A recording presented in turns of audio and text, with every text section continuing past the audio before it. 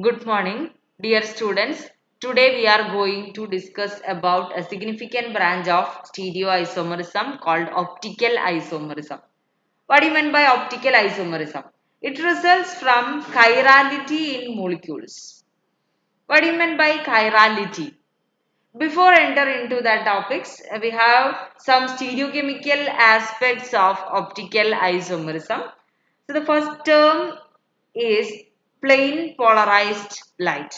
What do you mean by plain polarized light? We know that our ordinary lights that consist of electromagnetic waves of different wavelengths. That such a light can be converted into monochromatic light. What do you mean by monochromatic light? The light consisting of waves of a single wavelength, that is called monochromatic light. How? How can you obtain monochromatic light? The ordinary light,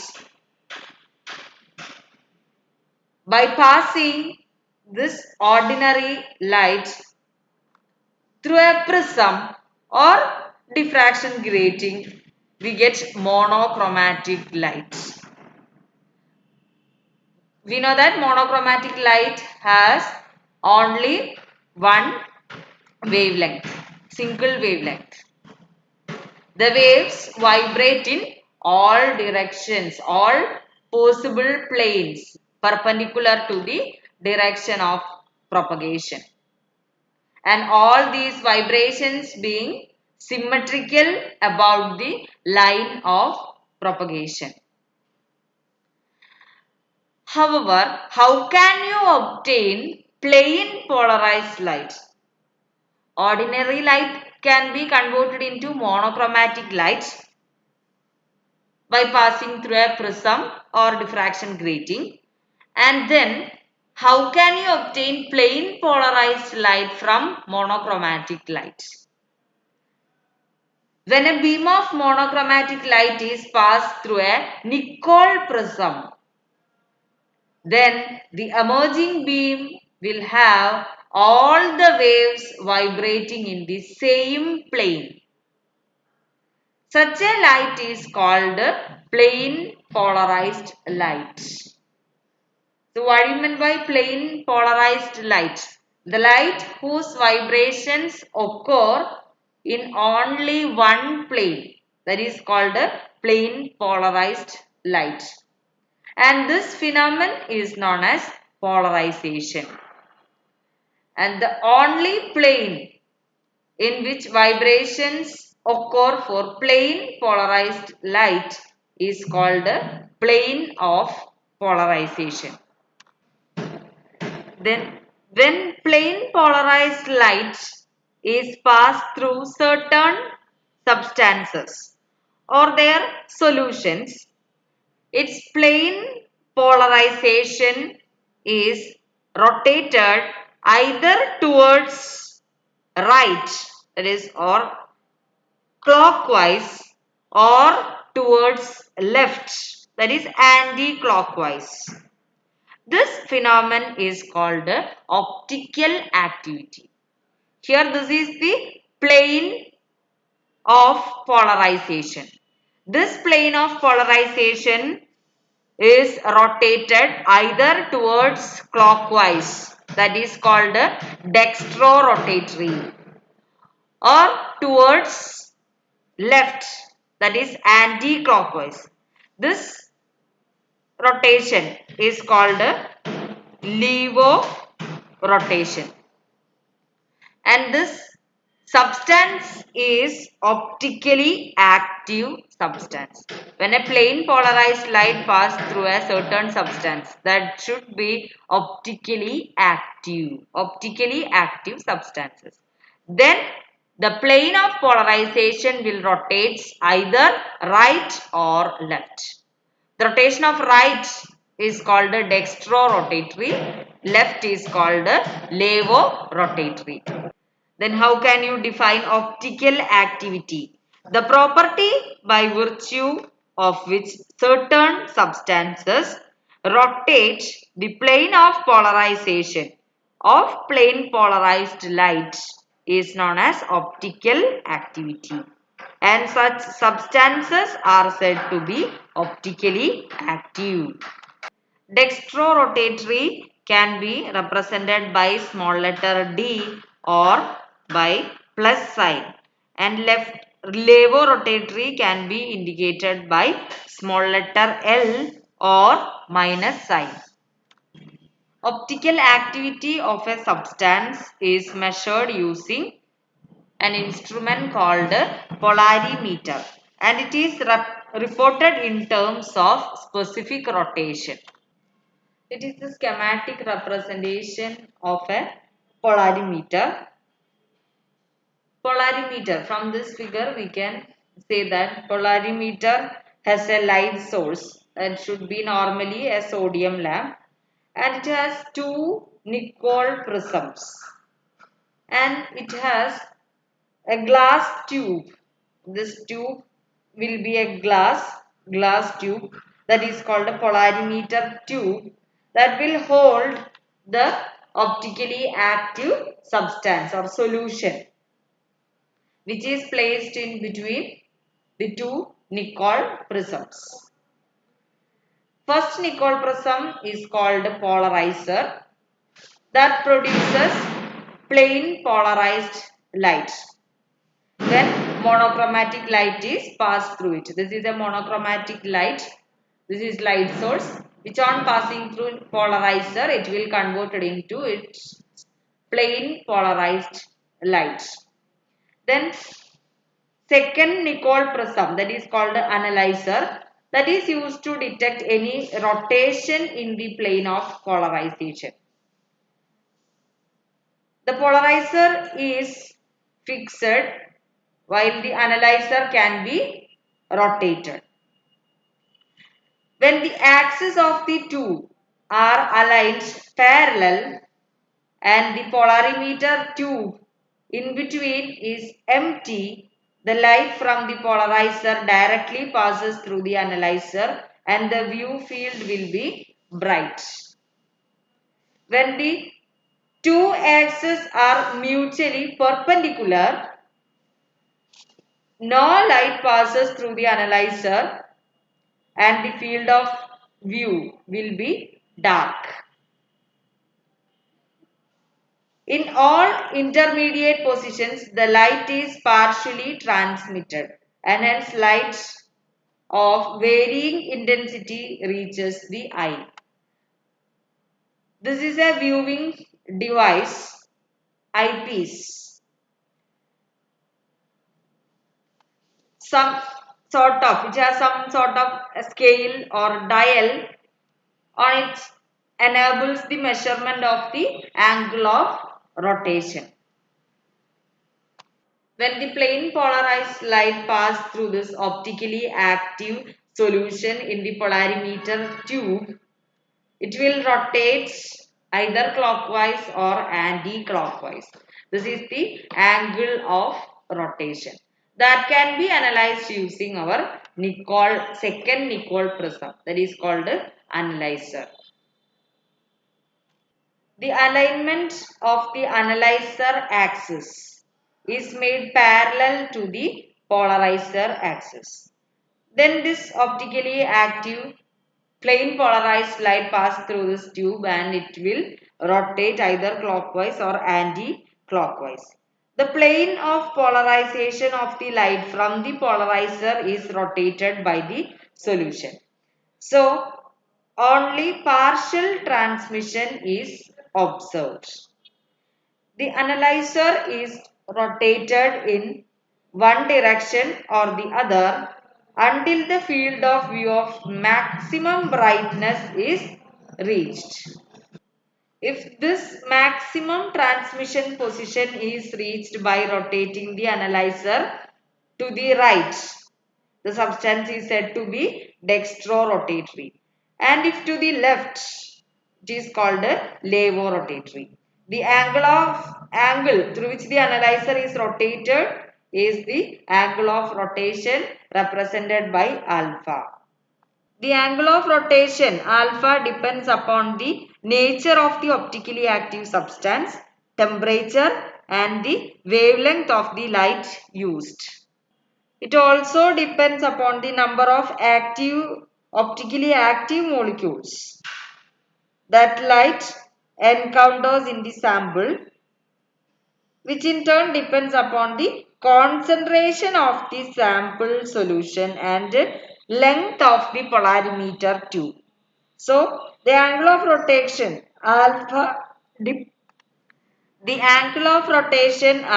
depends on the concentration of the solution and length of the polarimeter tube.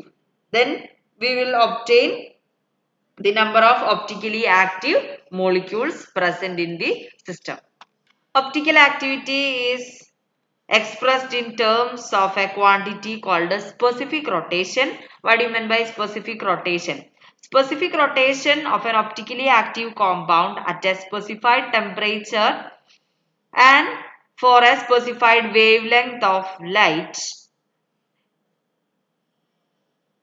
It is defined as the observed rotation in degrees when plain polarized light is passed through 1 decimeter of the solution of the substance having the concentration of 1 gram per ml. Specific rotation alpha at specific temperature and wavelength will be equal to alpha observed divided by L into C, where alpha observed is the rotation observed in degrees, L is the length of the solution tube and C is the concentration in gram per ml. Where T stands for the Kelvin temperature and lambda represents the wavelength of the incident light. Here alpha D 298 Kelvin represents measurement takes at 298 Kelvin temperature and D represents D line of sodium light, that is the wavelength light source. Next topic is elements of symmetry. We are well studied with the elements of symmetry. What do you mean by symmetry? If a molecule has two or more orientations in space that are indistinguishable, the molecule possesses symmetry. That any operation which when performed on a molecule resulting a new orientation of the molecule which is indistinguishable from the original one and perfectly superimposable on it is called a symmetry operation. In other words, a symmetry operation is the movement of the molecule that brings it into an equivalent configuration but not necessarily identical with it. Then what do you mean by symmetry element? It is a geometrical entity such as a line, plane or point with respect to which one or more symmetry operations may be carried out. The important elements of symmetry are plane of symmetry, axis of symmetry, alternating axis of symmetry, center of symmetry. What do you mean by plane of symmetry, or it is called mirror plane? A plane of symmetry is an imaginary plane that divides a molecule into two halves such that one is the exact mirror image of the other. Then what do you mean by axis of symmetry? It is also called proper rotation axis. An axis of symmetry is a line about which rotation of a molecule through a certain angle results in an equivalent configuration of the molecule. Then third one, alternating axis of symmetry, or it is called improper rotation axis. What is it?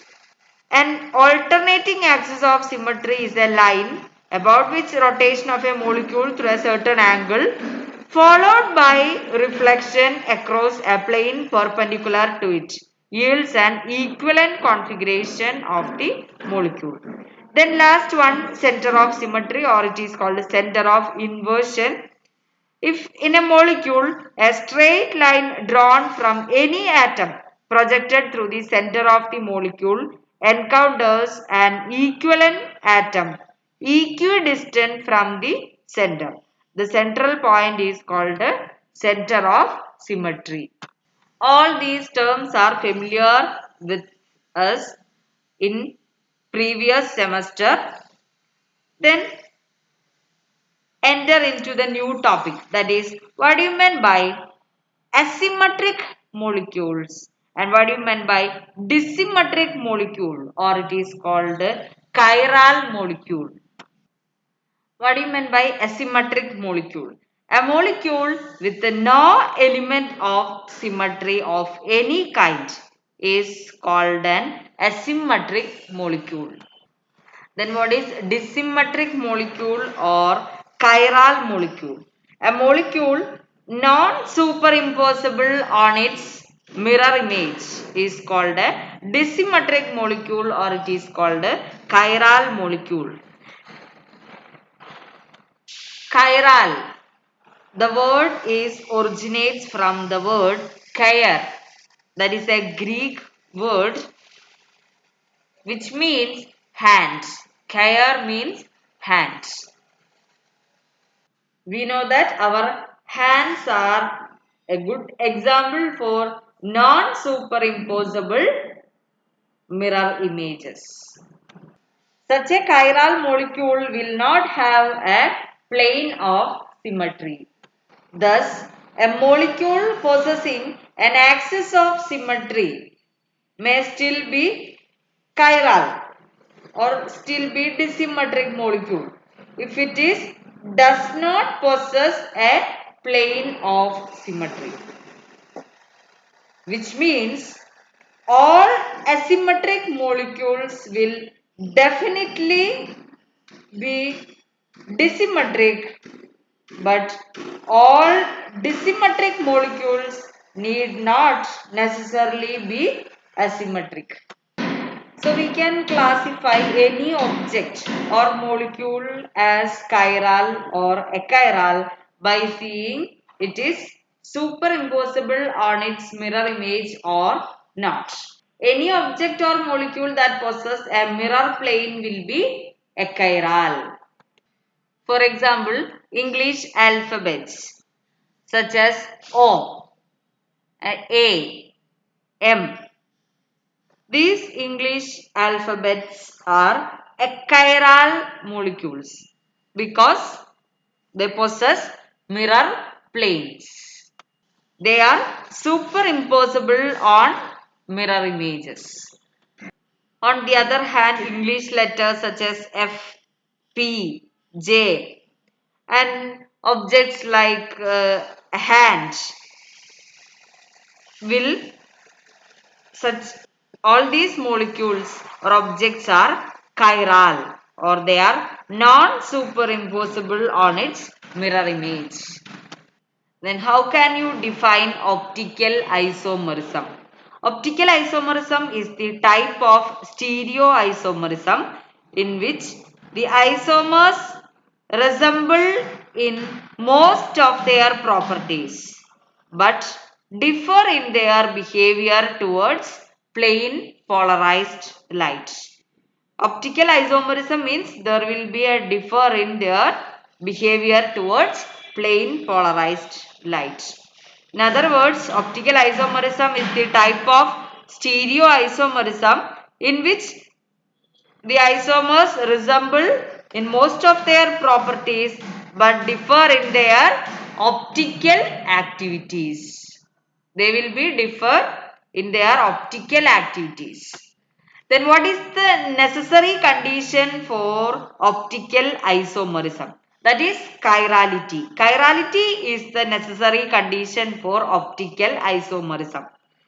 Optical isomerism is shown only by those substances whose molecules are chiral or dissymmetric. A chiral or dissymmetric molecule is one which cannot be superimposed on its mirror image. A chiral molecule will not have a plane of symmetry. So the non-superimposability of a structure on its mirror image is called chirality or dissymmetry. What do you mean by chiral carbon atom? A chiral carbon atom or asymmetric carbon atom is one whose four valencies are satisfied by four different atoms or groups. So a chiral carbon atom is a chiral center or chirality center. Chiral carbon represented by this star. Here this is our 2-bromobutane. Here this carbon is chiral carbon atom because its four valencies are satisfied by four different atoms or group of atoms. One is CH3, one is bromine, one is hydrogen, the last one is CH2, CH3, ethyl group. So four valencies are different, so it is called a chiral center or chiral carbon. Consider Fisher projection formula of 2-bromobutane. What do you mean by Fisher projections? That is a three-dimensional structures which contain at least one asymmetric carbon atom can be represented on a two-dimensional surface with the help of Fisher projections. These representations are also called cross representations. This is like a cross. Here, chiral carbon is assumed to be located at the point where the two lines cross. So, here the chiral carbon. More than one cross will be there in such projection formula for molecules containing more than one chiral center. In such formula, horizontal line, this is a horizontal line represents bonds directed towards the observer out of the plane of the paper, while vertical lines, these are the vertical lines represent the other two bonds. A chiral carbon is assumed to be situated at each of the intersections of these lines, and atoms or groups attached to the carbon are shown on either side of the lines. In case of 2-bromobutane, it has two spatial arrangements are possible for this molecule. These are called enantiomers. What do you mean by enantiomer? Stereoisomers which are related to each other as objects to its non-superimposable mirror image and rotate the plane of polarized light into equal extents but in opposite directions are called enantiomers or enantiomorphs, and the phenomenon is known as enantiomerism. Here these two isomers are enantiomers. They are non-superimposable on its mirror image. Enantiomers have almost identical physical and chemical properties. However, in addition to their different behavior towards plain polarized light, they may differ in their crystal shapes, rates of reaction with other chiral compounds and biological activities. These are enantiomers of 2-butanol. Here, one isomer will be rotates the plane polarized light into right, that is dextrorotatory. Another isomer will be levorotatory. So, one isomer can be represented as D2-butanol. Here, D represents dextrorotatory. Another isomer, non-superimposable mirror image, that is L2-butanol, which means this Isomer rotates the plane of polarization into left. That's why it is called a levorotatory.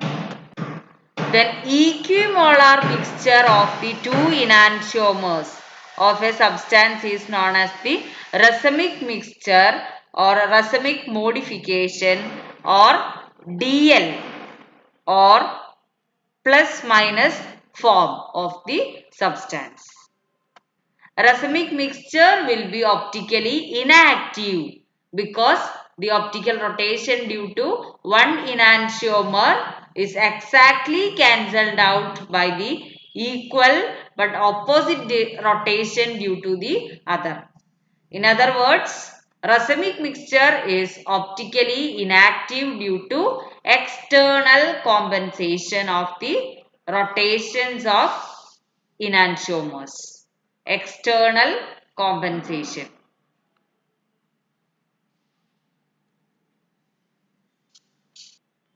Then consider another compound 2-chloro, 2, 3-chloro, 2-butanol. This is 3-chloro, 2-butanol. It has two asymmetric carbon or two chiral carbon atoms. Here one carbon is having four different valency, and here also this carbon has four different valency. So if a compound having n chiral centers, it possesses 2 raised to n stereoisomers. So in the case of 3-chloro-2-butanol, it possesses 4 stereoisomers, that is 2 raised to 2, that is 4 stereoisomers. These are the stereoisomers of 3-chloro-2-butanol. Here first case, both hydrogen atoms are in same side, and here both hydrogen atoms are in opposite phase. So these two are non-superimposable on its mirror images, and these two are non-superimposable on its mirror images. So these two compounds called enantiomers, and these two compounds are called enantiomers. That is stereoisomer 1 and 2 are non-superimposable mirror images, so they are enantiomers. And 3 and 4 again non-superimposable mirror images, and they are also called enantiomers. Here both hydrogens are same side, so they are called erythroenantiomers. Whereas here both hydrogens are in opposite sides, they are called threoenantiomers. This is erythroenantiomers, this is threoenantiomers. Here stereoisomer 1 and 3. Consider stereoisomer 1 and 3. They are not mirror images of each other, and thus they are not enantiomers. 1 and 3 are not enantiomers. They are said to constitute a pair of diastereoisomers. So what do you mean by diastereoisomers? Stereoisomers which are not mirror images of each other are called diastereoisomers or diastereomers. Diastereoisomers are configurational isomers, and they are not enantiomers. Diastereoisomers differ in their physical properties such as melting point, boiling points, density, refractive indices, etc., and in their specific rotations. They may also have different chemical properties and may react with the same reagent at different rates. So how can you distinguish between enantiomers and diastereoisomers? Enantiomers are stereoisomers that are non-superimposable mirror images of each other, whereas diastereoisomers are not mirror images of each other. Enantiomers are optically active, whereas diastereomers may or may not be optically active. Then enantiomers show equal but opposite specific rotations, whereas diastereomers, optically active diastereomers show different specific rotations. Then in the case of enantiomers, their physical properties will same, whereas in case of diastereoisomers, they have different physical properties. In case of enantiomers, they have same chemical properties and react at the same rate with a given achiral reagent. Whereas diastereoisomers have different chemical properties and react at a different rate. Rate of the reaction will be different. Then equimolar mixture, that is plus and minus enantiomers, is optically inactive due to external compensation and is known as racemic mixture. An equimolar mixture of a pair of optically active diastereomers will not yield an inactive mixture. Now we have to discuss about optical isomerism of compounds with the different chiral centers. First, start with the one chiral center. For example, lactic acid. Lactic acid having only one chiral carbon atom. Lactic acid, its formula is CH3 CHOH COH. That is our lactic acid, which contains one asymmetric carbon atom, and they obviously exhibits optical isomerism. Both four valencies are different. So, since it possesses only one chiral center, it have 2 raised to 1 stereoisomers, which means it has 2 stereoisomers. One is dextro, another one is levo. This is the Fischer projection formula of D-lactic acid. This is the Fischer projection formula of L-lactic acid. Both are non-superimposable on its mirror image. They are called enantiomers. They are a pair of enantiomers. An equimolar mixture of D and L is called a racemic mixture. Equimolar mixture of D and L is called a racemic mixture. So, it is optically active. D-lactic acid is optically active and L-lactic acid is also optically active. But equimolar mixture of D and L is optically inactive due to external compensation. And both enantiomers have identical physical properties. For example, both have melting point of 26 degrees Celsius, and the racemic mixture DL form of lactic acid has a melting point of 18 degrees Celsius. Both enantiomers have a specific rotation of magnitude 3.82 degree at 298 Kelvin. That is, D-lactic acid shows plus 3.8 degree and L-lactic acid shows minus 3.82 degree. That's about optical isomerism observed in lactic acid. Next example is glyceraldehyde. Glyceraldehyde having formula CH2OH, CHOH, CHO. It has one chiral carbon atom. This is the Fischer projection formula of glyceraldehyde. It exhibits enantiomerism CHO, CHOH, CH2OH. This is plus glyceraldehyde and this is minus glyceraldehyde, which means one rotates the plane polarized light into the right, that is called the dextro, D-glyceraldehyde or plus glyceraldehyde. And another one rotates the plane of plain polarized light into left. That is called L-glyceraldehyde or minus glyceraldehyde. Then equimolar mixture of D and L configurations, that is known as racemic glyceraldehyde or DL glyceraldehyde, that is optically inactive due to external compensation. Whereas D-glyceraldehyde is optically active, this is a chiral carbon atom, and L-glyceraldehyde is also optically active, this is its chiral center. Next examples are optical isomerism of compounds with the two chiral centers. First one is tartaric acid.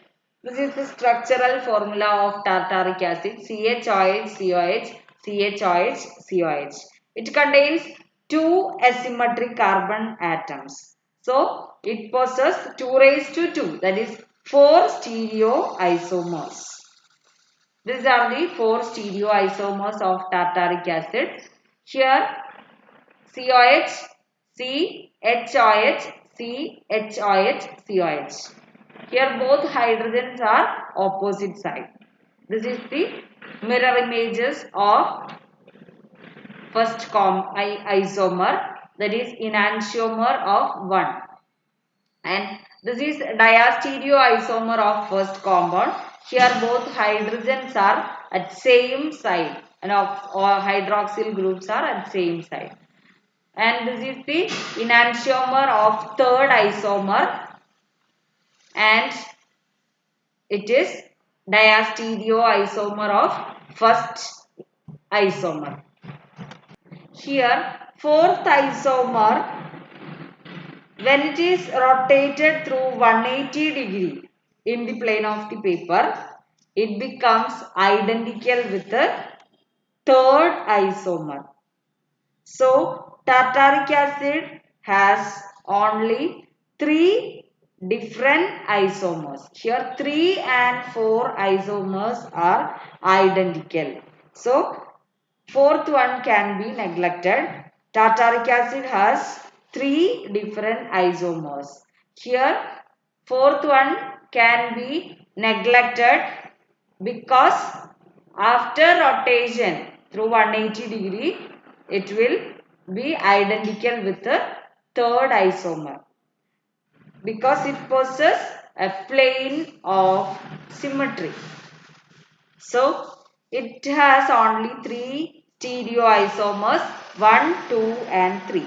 First one is dextrotartaric acid, which means D-tartaric acid rotates the plane of plain polarized light into the right, and this molecule has no plane of symmetry. The optical rotation due to lower half of the molecule is strengthened by that due to upper half. Then this is levorotatory levotartaric acid, which rotates the plane of plain polarized light into left, and this molecule also has no plane of symmetry. Here also the optical rotation due to the lower half of the molecule is strengthened by that due to upper half. So these are pair of enantiomers. Then the last molecule, third isomer. Third isomer is also called mesotartaric acid. That is called mesotartaric acid. Why it is called mesotartaric acid? It contains a plane of symmetry. It contains a plane of symmetry. Both sides are same. So this isomer is not optically active. It is optically inactive due to internal compensation. That is, what do you mean by internal compensation? Optical rotation due to lower half of the molecule is exactly compensated by that due to the upper half in the opposite direction. Lower half rotation is exactly compensated by that due to the upper half rotation. This is the case of meso-tartaric acid. This is D-tartaric acid, this is L-tartaric acid, this is meso-tartaric acid. And this is DL form, equimolar mixture of D and L, that is called racemic tartaric acid. Here racemic tartaric acid or DL tartaric acid is optically inactive due to external compensation of the opposite optical rotations of the D and L isomers.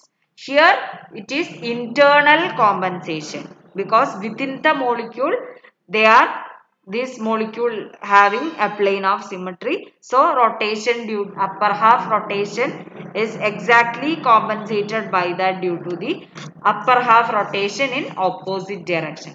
Here in the case of racemic tartaric acid, it is also optically inactive, but it is due to external compensation of opposite optical rotations of the D and L. Here D and L have opposite optical rotations.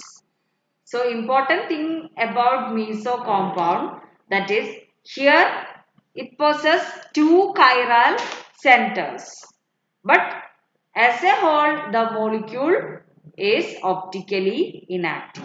So a compound, despite the presence of two or more chiral centers in its molecule, is achiral due to the presence of a plane of symmetry and thereby optically inactive due to internal compensation. Such a compound is called a meso compound. Next is aldotetrose.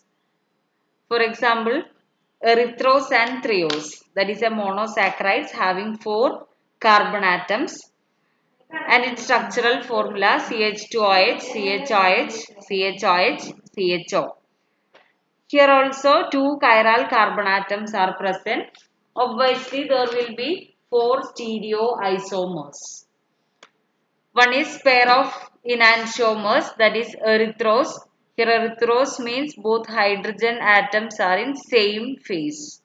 That is erythrose. This is D-erythrose. This is L-erythrose. And here threose. Here both hydrogen atoms are in opposite side. So they are called threose. This is D-threose and this is L-threose. All these 4 stereoisomers are optically active. There is no meso compound formed in case of erythrose and threose because there is no plane of symmetry. An equimolar mixture of DL erythrose, that is optically inactive due to external compensation. And here also equimolar mixture of DL threose, obviously optically inactive due to external compensation, that is due to optical rotation of two opposite rotations. Hope it is clear. Thank you.